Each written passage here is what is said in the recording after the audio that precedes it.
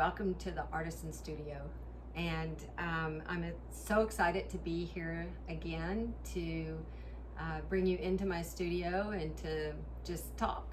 And I'd love to show you from last week when we were talking about making marks. This is the making mark that we did. I put in a frame and to show you guys how simple that is, and just making marks and being able to do self-expression and to have the kind of space and the quiet for yourself.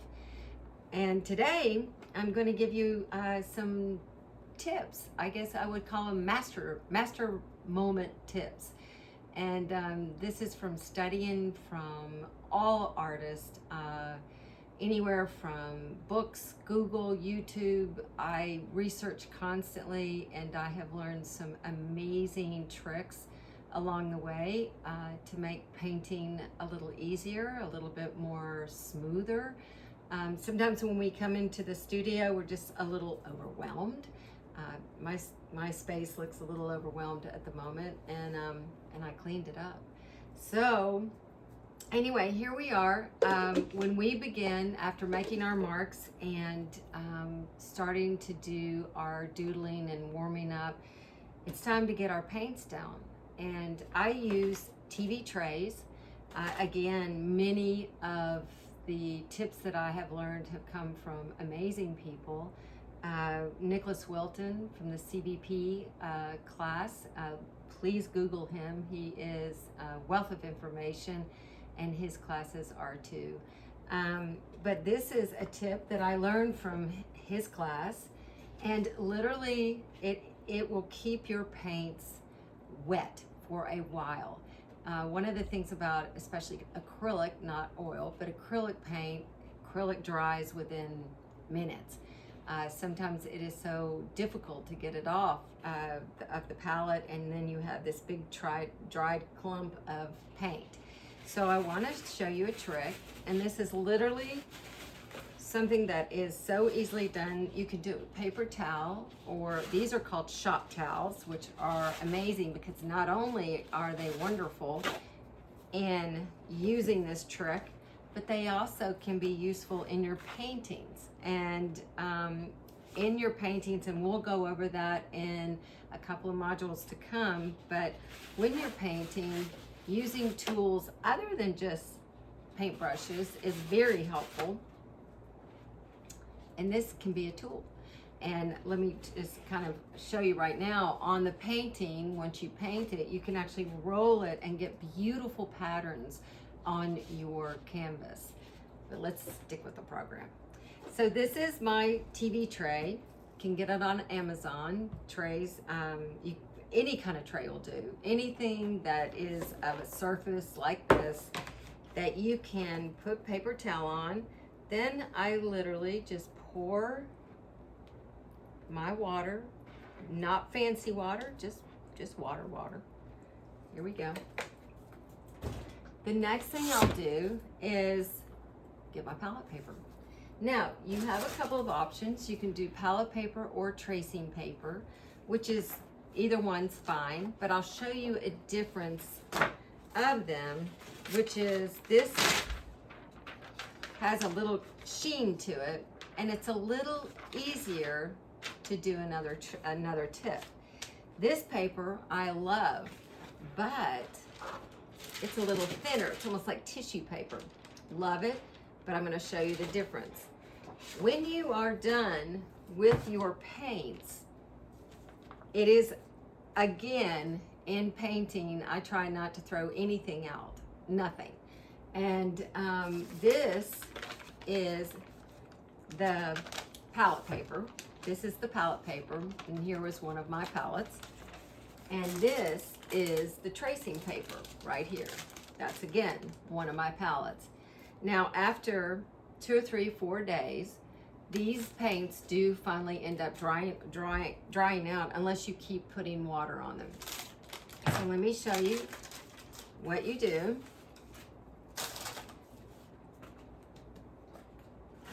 Once you get your paper down, this is golden, this is a acrylic flow, you put your paint down.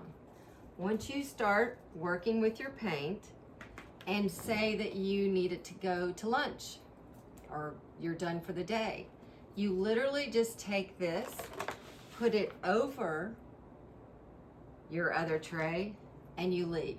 That's it. And you will have this paint stay wet for days.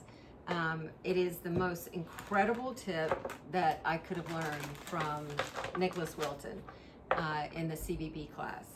So in that regard, that you put that to the side, and once we're done with the palette, once it's dried out, it's another little trick.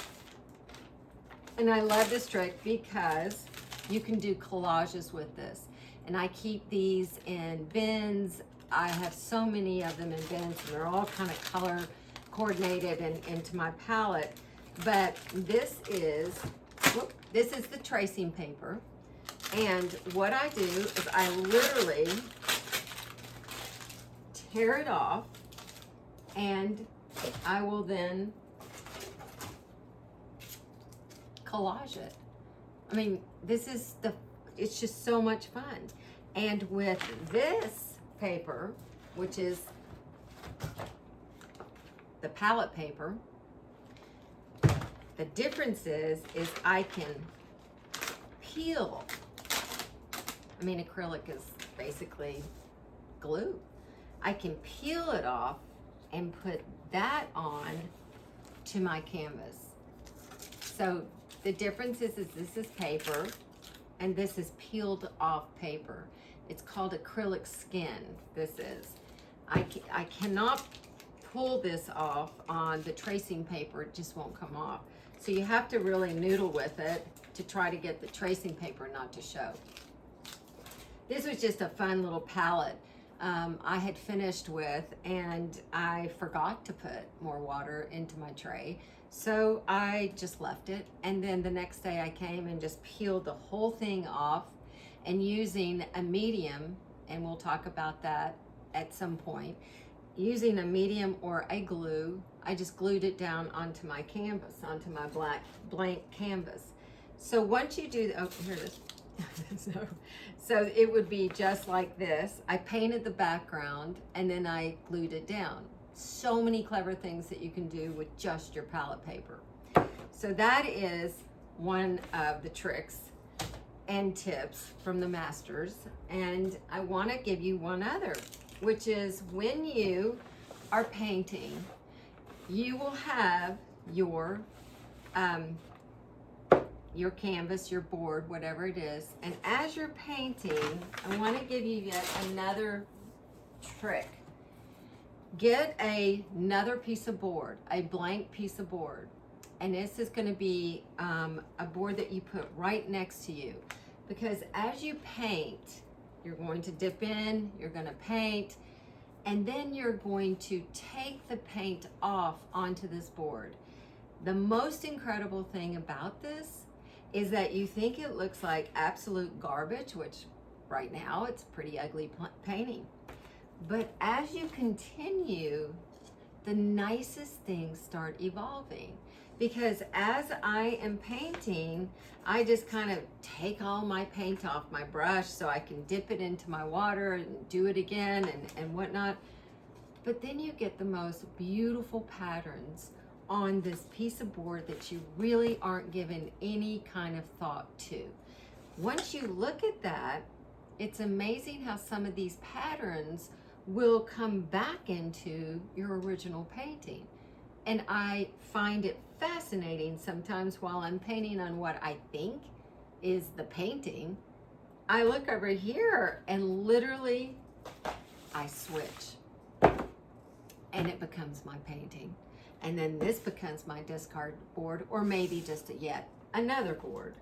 So don't ever think that all this paint on my brush, what am I going to do with it? Put it on your discard board. It is the most fascinating thing once you start looking at this and you start to see the colors you would never normally mix, maybe going into this other painting that you're doing. It really gives some clarification to, I never thought of that. And when you do that, I never thought of that, that becomes the mystery of painting, because it's not all analytical, it's intuitive too, and you've got to be able to balance between the two. And if you become just all in your head and analytical, then what happens is that you get frustrated. You're not sure what to do. So give yourself options. Give yourself options to go, look, I've got palette paper, I've got acrylic skin, I've got this discard board, and I can start maneuvering. What if I put the acrylic skin on this? Never would have thought that. When I came into the studio, I had one thing in mind, and it wasn't this. But that is the beautiful part of the intuitive brain. The intuitive brain, if you shut down your analytical brain and quit thinking so much and in your head, you will have this opportunity to start seeing things and noticing different things that you're noticing. So like Sophia had talked about, notice what you're noticing. All of a sudden I look to the right and I'm like, wow, didn't even think about that. But that is a great tip, because all of a sudden now I may have 3 panels, and they may be different sizes, and that's okay. But when you look at this and go, I did not anticipate that. I did not anticipate the forms, the color. And at the end there, I just literally took my acrylic flow white and I just did a big circle. I mean, just trying to like explore. And when I looked at that, I went, well, maybe I'll do some marks in there. So here you go. You keep asking questions, and the questions will get answered. But you have to just kind of keep doodling around with it. So once we get into this painting, you've got your palette, you got your brushes. So what do you do with your brushes? Number one thing is for the brushes, and I use these kind of going to the hardware store or pickles. You can pick these up unless you love pickles like we do, and then you can just eat them and have them. But you always want to have a clean water, dirty water. And what I mean by that is when you are mixing when you are going in to paint, you want to dip, don't submerge, just slightly dip on the side. Literally slightly dip on the side, just get it wet enough. Go over here, start working on your palette, paint. Then the most important thing is I always have baby wipes. I'm just throwing everything down. I always have baby wipes, and of course I have my paper towel. After I discard my paint onto this discard board, I am then either going to take with baby wipes or with the paper towel, I'm going to take all the excess paint off that's left. Once that is done, and another tip, don't submerge your brushes in the water while you're painting something else. Don't do that. Put them on this tray. This tray is wet and it will keep it wet. And if you have any worries, spray it every once in a while with some water, just a little spray bottle. But you don't want to keep your brushes submerged. So once I do this, and I'm almost done for the day, all my brushes are lined up. They may be lined up over here too, and another wet palette tray. And then I discard all my paint onto the discard panel, wipe the rest of it off with a baby wipe shop towel. Then you begin the cleaning. And the cleaning is a very important step, because it is not cleaning in your palm of your hands and on the bottom of the sink and all this. You want to gently, in warm water, go through the bristles. And if you still have paint in your brushes, then you can just lightly, with Murphy's oil or a conditioning or baby oil, you can lightly go to put a little bit in your fingers and just go over that and put it back in the warm water, and just again just bringing the bristles back and forth. You never want your paint to get this far up, and you want it to stay at the tips.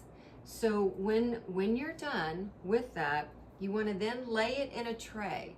Don't store your paintbrushes like that after they're wet. Don't do that. Lay it down.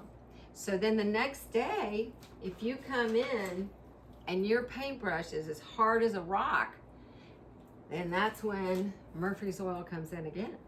And you can just pour it into a jar and leave it overnight for 24 hours. Then you bring it out again and you can condition it like that. The other thing, when you get paint on your clothes, Murphy's oil again, do a little drip of that, or baby wipes. And you can do that as well, trying to get it off your clothes. But all brushes need to dry flat, not like this, flat. So these are some of the tips that I just wanted to give you guys. Would love to continue to these tips. The next thing that we're going to talk about in the next module is prepping a canvas and getting ready to paint. I'd like to show you about how to put your imprint on the canvas before you even put paint on there. And one of the things about prepping a canvas, you don't have to necessarily have what the image is that you want, but you do need to kind of have a story or a signature. And my signatures is loaded with layers. I love layers. So I usually prep my canvases a special way to make sure I get layers and to get a glow of the paint. And I'll teach you that on the next module. But for right now, I'm hoping that this is going to make your life a little easier.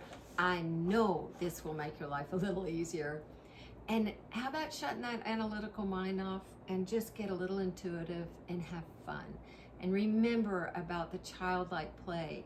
Remember that when you go into childlike play, you never know what you're going to come up with.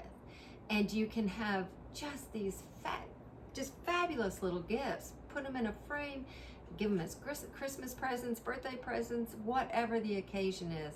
But this is mark making, and then we've gone to now we're getting into the actual painting itself.